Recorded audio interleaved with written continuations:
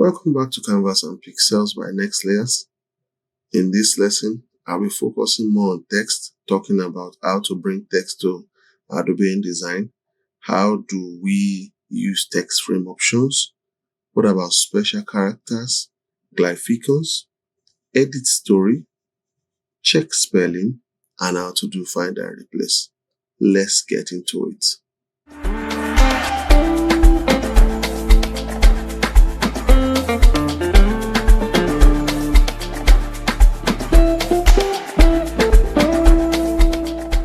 Welcome back.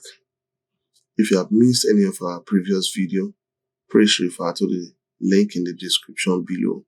Let's move on. So in this class, what I will do is to open a new file, something empty, and then we'll start, all afresh. So I'll click on new, and then I have this dialog box. Don't forget I said you can use any unit of measurement that you're comfortable with. I am comfortable with inches, so I will maintain 5 by 8. That's good for me. I'll just say okay.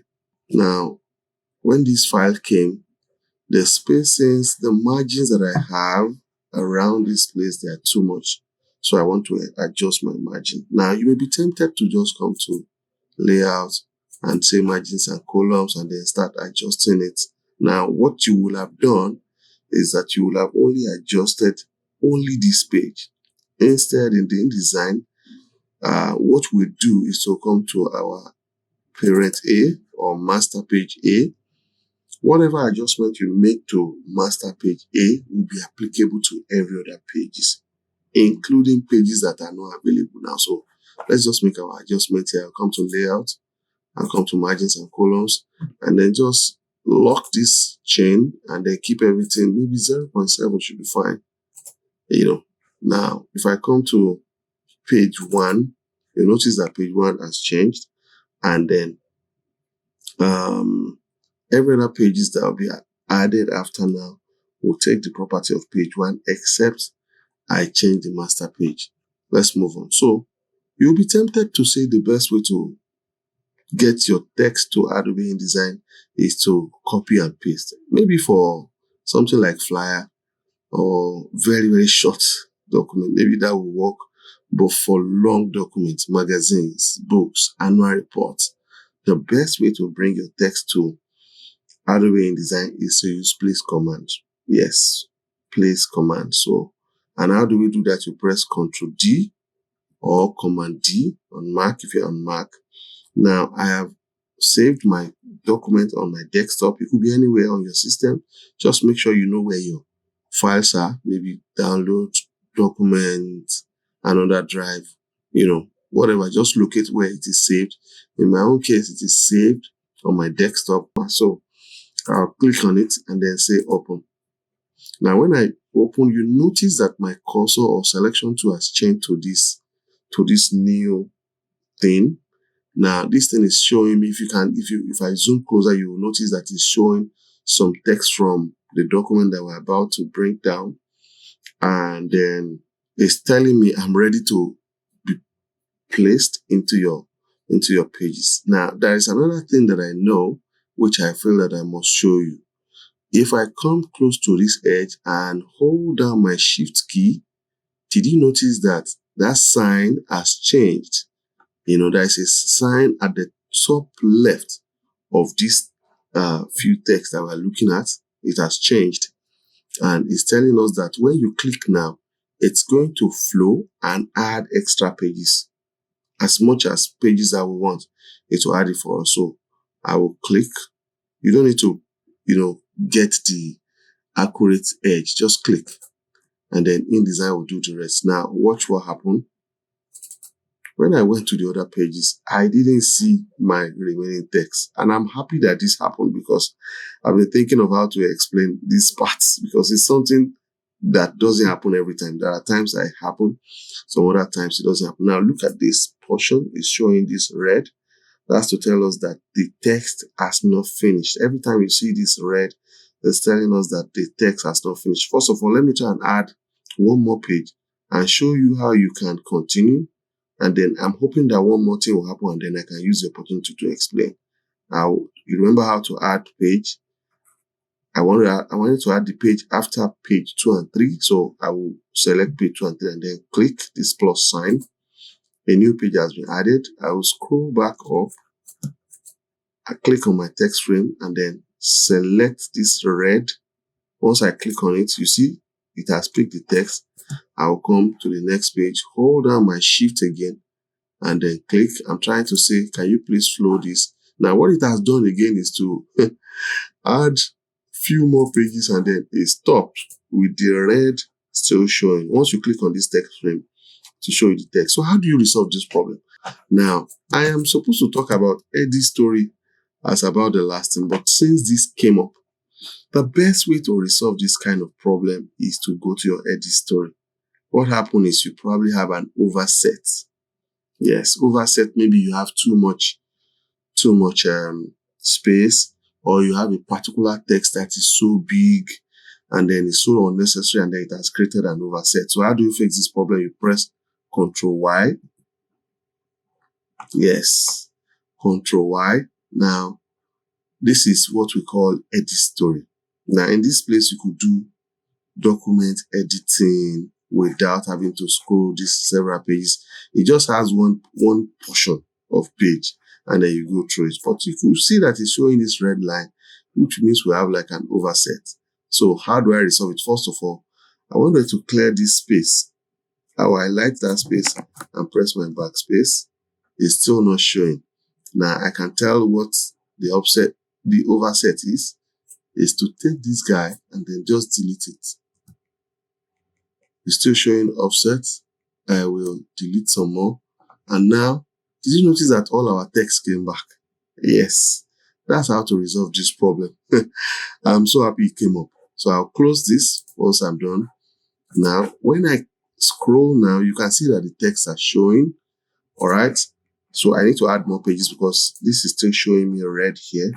I will click add page, click on the text frame, and then click on this red, hold down my shift, and then click down. Now, what has happened is that it has now flowed the remaining pages. If I click on this one now, no more red is showing here, which means we have all these pages flown now. I hope you are following. Now, I wanted to mention something that is important.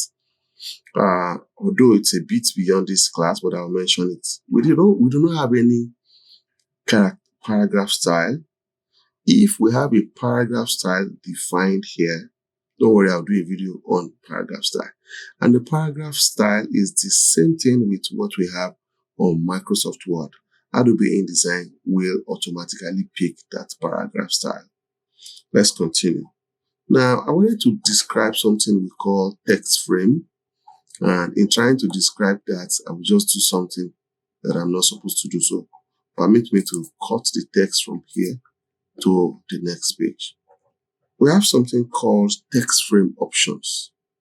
Now, you notice I could click outside there, but when I click on this box is called text frame. It is the one that is holding your text such that your text is not allowed to go outside of the frame to the top, to the left, bottom, you understand? And then this text frame is also connected from pages to pages.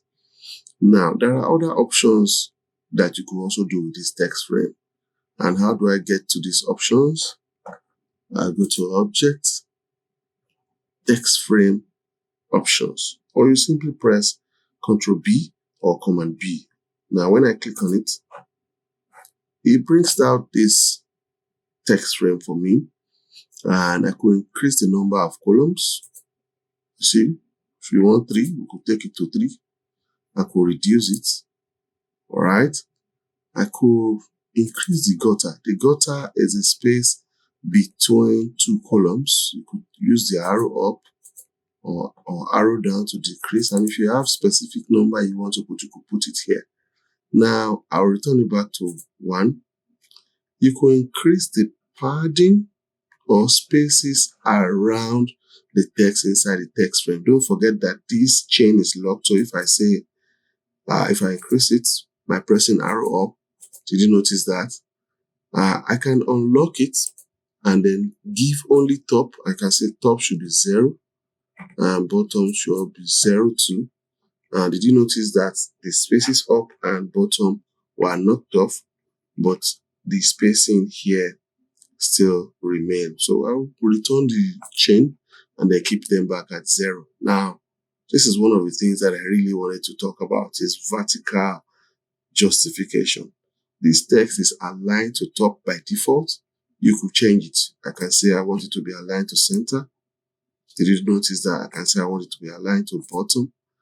I can say I want it to be justified. I hardly use that. What to do is to spread the text from up to down like so. So I'll just cancel and I move on to the next thing. Now, while you are working on your InDesign project, it is not impossible that you want to add special characters like registered trademark, copyright, and the rest. So if I want to add registered trademark here, I think I'll just go to my type menu, special characters, symbols, and then registered trademark. Like so. Isn't that easy? And you can find some other things here too. You go to your text, you come to special characters, symbols, and you can find bullets, copyright, ellipse, and some other things. There are also white spaces that you can insert, maybe M space, N space. M space is bigger than N space actually. And then you have, you can insert page break, all kinds of page break are available here. When we get to how to do books, I will introduce you back to some of these things. Now, sometimes when you also work in InDesign, especially when you work on something like a novel, where you have like an end of a dialogue and you want to break end of each dialogue or conversation with something, there are glyphs that comes with every of your fonts. Yes, most of your fonts has special characters that are referred to as Glyphicons or glyphs. How do we insert that in Adobe InDesign? You simply come to your text menu and you come to glyphs, or you simply press Alt Shift F11 or Options Shift F11 on Mac, and then it gives you this dialog box. Fantastic. Look, this is the place where you can just get some nice stuff. So I will click on this to make it bigger. That way it's more legible. All right. Now, these are some glyphs that I've used before. You can even see that we have mathematical symbols there. I mean, if you just take your time to scroll, and then you will see, some things that you'll be looking for. I mean, mathematical symbols and some things that I don't even know what they are. English sound symbols, I mean, I'm sure some of us can see some of the things we know here. I don't know all of them. I know a few, so I would advise that you scroll down mathematical symbols, and I mean, a lot of them. Just take time to scroll through. The beauty thing about this is that some fonts actually have more glyphs than others. So I think I like this one. So I place my cursor where I want it to appear and just double click. Okay, maybe I didn't place my cursor. So I place my cursor somewhere and then go back to type and say glyphs, and then scroll down to that particular thing we saw now. Yes, and then double click. Now, when I double click, it just brings it out. Look, if you scroll down, you can even see Arabic, in case you know and you understand how to read and write this. You could bring them down, it will arrange them for you. You understand? You just double click and then it will bring them down, So I'm just showing you that you have more options, and I mean, you just take your time to scroll. The good thing again about InDesign is that it will save any one that you have used previously, so you don't have to search for it. So let's just close and continue. I will remove all this, and then I could place this at my center like so, and then let me bring the other text that we removed before. You see, Control 0, and I mean, you can even increase the font size. Isn't that nice? And you could copy this from every section to every section, and that makes your work stand out. Look, I could change the color. I just highlight and come to this place, and then I say I want it to be, say, 30%. All right, and then you see it's lighter. I mean, enjoying Adobe InDesign. So we wanted to do spell check in Adobe InDesign. Adobe InDesign is just it's just a fantastic tool. Like you have like an all-in-one kind of software. And how do we do spell check in Adobe InDesign? We come to Edit and Spelling and say check spelling, or you can do Control I. Look, this dialog box immediately pops up and it's ready to go for you. It will start picking each of the text, and then you can pick which is correct here and ask it to change. So if this is the company name, so Adobe InDesign may not even understand that. So let's assume we want to change it to this. I'll select this and say change. Now, but because this is a company name, I'll say skip. Now to move to another one, we're saying Warri office. Warri is a place in Port Harcourt in Nigeria. So what I'm supposed to do in this case is to tell InDesign that this is a word in Nigeria by coming to this place and say add. Now, when I add it, it will be added to InDesign dictionary. What that means is that the next time InDesign sees the word Warri, it will not be taken as a wrong word. So I can say ignore or skip.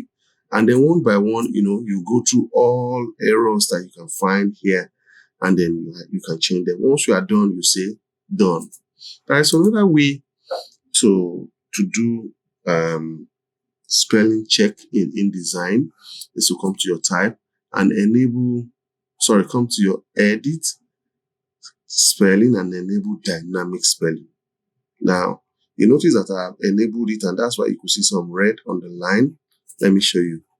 I come to my zoom tool, and then normally InDesign will show things like this. But because I have gone to edit and I say spelling, and I have check dynamic spelling. Once I uncheck it now, did you notice all that is gone? So dynamic spelling can be very useful because it will normally underline text for you and tell you to check as if you're in Microsoft Word. So as you scroll, you start seeing wrong words. Now, I just cited one. Look at this now. This is supposed to be either quality and quantity. You understand? But if it's not underlined, I won't see it. Do you get what I mean? So InDesign will help you identify that as you scroll and walk, and then you can make corrections. Look at another one. You can see it's supposed to be voltage. You can see. I mean, isn't InDesign fantastic? So the last thing I wanted to talk about is find and replace. Find and replace. There's a particular thing I always do, and I just found it. It's changing my dash to N dash. N dash is a standard format for books. There are also situations where you use M dash. M dash is longer than N dash. So, but I wanted to remove every dash that I have in this document. I just cited another one. Now, if you decide to scroll yourself, you may miss some. I worked on a 3,000 page document before, and you couldn't even go through them one by one looking for dashes. So what do? You simply highlight and press Ctrl C or Command C on the Mac to copy. Then you press Ctrl F to find. Now the find dialog box is out. It's asking me find what you can paste, what you are looking for. And then I'll come to this portion. I click on that tiny arrow and come to markers. I come to hyphen and dashes, and I say I want N dash. All right. Now I could say find next, and InDesign will one by one go through all the pages. Did you notice that? Now, the amazing thing about InDesign is that it could change everything at once for you. Yes, just say change all. And in this document, it found 9. I have to work on a document where you find over 1,000. And once you click OK, everything will be changed. Yes, that's the amazing thing about InDesign. The other good thing is that you could also find formats. Maybe you can find a particular character style or paragraph style and change to another paragraph style. Yes, you could do glyph changing. You could change glyphs. You notice that glyph that we put, if I put it in several places and you want to change it, you can change it at once. You'll find the one that you have put there and change it to the one that you want. You could also change object. You could also change color. InDesign is so amazing. I mean, you simply look for a particular color with a particular kind of style, and then you change it to a new one all at once. You don't need to click one by one. So that brings me to the end of this video. I hope I've been able to add one or two things to your knowledge. Please don't forget to like, subscribe, and share. If you have any question, please use the comment section below to ask your questions. I will not only answer you. If it's something that needs to be recorded in video, it will be recorded in video and shared back for everybody to see. Thank you. See you in the next class.